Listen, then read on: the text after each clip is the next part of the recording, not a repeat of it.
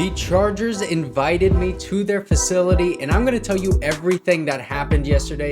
A bunch of people were there. Dan from Locked On, the director, was there. The first person I got to meet was Garrett Sisti from the Lightning Round. So make sure to like and subscribe if you do enjoy this content. It helps me out so much. And let's start from the very beginning, because I showed up 15 minutes early, but I was actually one of the later guys to show up. I was there with Garrett Sisti, and we both started walking towards the practice field together with Jamal, who invited us out there from the Chargers organization. And once we got out on the field, we saw Ben Herbert walking the defensive lineman through some drills. It looked like it was just the defensive lineman. And then on the far side of the field, it was the linebackers and safeties. I can't tell exactly who was out there, but to me, I definitely saw Denzel Perriman. I definitely saw Derwin James, and they were just doing some kind of track stuff. They were running more so than the guys that were closer to us, the defensive linemen. The D linemen, they were going through drills. The guys on the far side, the linebackers and safeties, they were running back and forth more often. And Ben Herbert was the one who was closer, working through with the defensive linemen. So obviously this was one of those days that only the defensive players were there.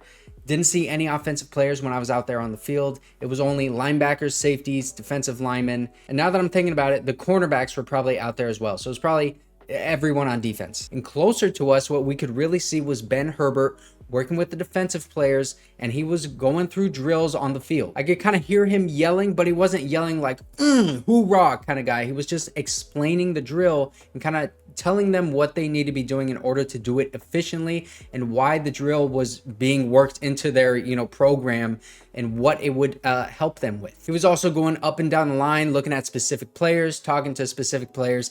And the one guy actually that stood out to me in this drill was CJ Okoye. He was kind of on the far left side of the field, but he looked really big, and he actually was really, really quick as well. So, CJ Okoye, extremely athletic. He just needs to learn the game of football a little more, because obviously he just started playing football like not even 2 years ago at this point. He's a defensive lineman. He's got all the intangibles. I'm telling you, watch out for CJ Okoye, especially with this coaching staff. If they can develop him, he's got some potential. I'm just saying. And the practice field is where I met everybody. Dan from Locked On, Dan from the Chargers Unleashed podcast, a bunch of basically every single other Chargers podcast that you've ever heard of, Bolts Bros, the Chargers Chat podcast, both Kyles were there. Everyone was there. It was so cool. The only person who wasn't there at that point was the director, and it's because he was waiting on his Uber for like an hour and a half. So then after we saw Ben Herbert do all those drills on the field, we went into the weight room. This was where we started to get a little bit of a tour,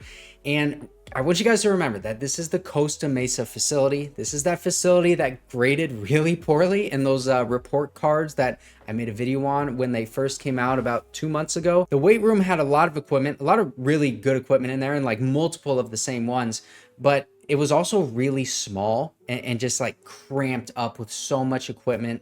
And I can see why they didn't really grade well with that Costa Mesa facility. It was just, it was cramped. And I'd imagine once you get a bunch of guys in there and you're starting to work out, the air gets heavy, it would not be comfortable. So again, I understand the grade. But then after the weight room, we went into the cafeteria.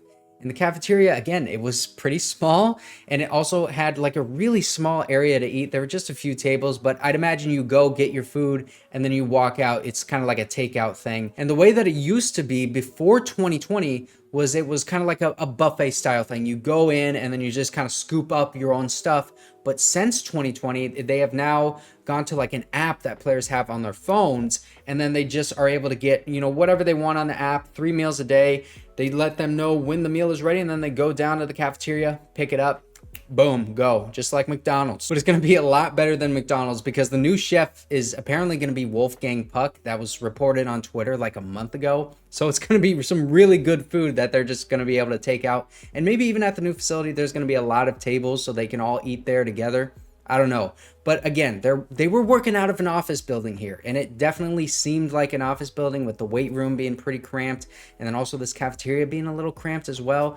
But obviously, I think, they're doing the best that they can with what they have, and they knew that they needed more room. That's why they spent all of this money to make this new facility in El Segundo, which is also closer to the stadium in LA. So this just follows the trend of the team recently doing what they need to do in order to maximize the product on the field and what they can actually get out of the Chargers in total. Then after the cafeteria, we went into the locker rooms, and the locker rooms were pretty nice. They were ordered numerically, but Derwin James was actually the first one, number 3, 1, 2. So that's how the order actually went. And Jamal from the team, he told us the reason why is because Derwin just didn't want to switch lockers. So, you know, Derwin James gets what Derwin James wants, man. And also the nameplates on the lockers, it was a player's name and also the high school that they went to with the rating that they were in high school. So like a 1, 2, 3, 4, 5 star, or even not rated.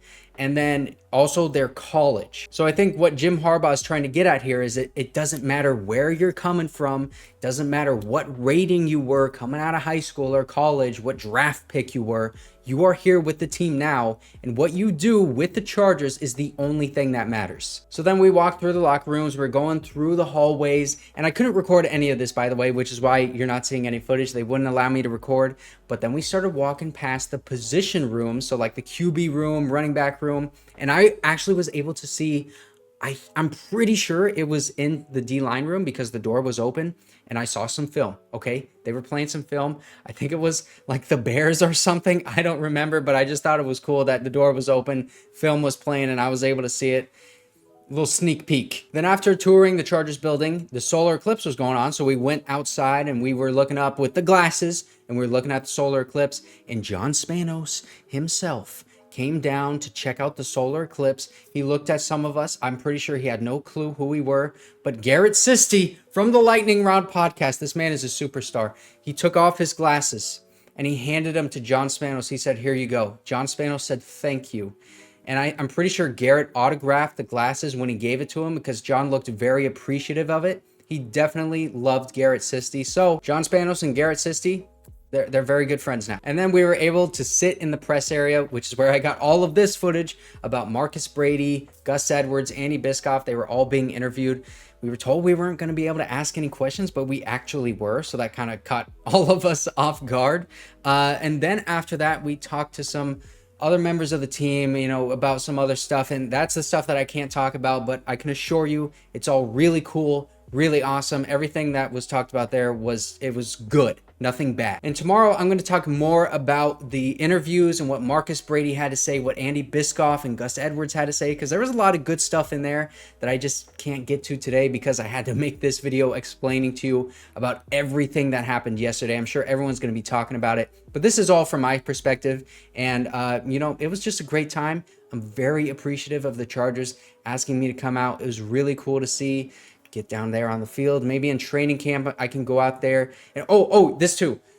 The new facility opens June 13th, and that is the start of training camp, but after mini camp. So they're going to be at Costa Mesa for mini camp. Then once training camp starts, we're going to see the rookies out there with the full, you know, like 90-man roster.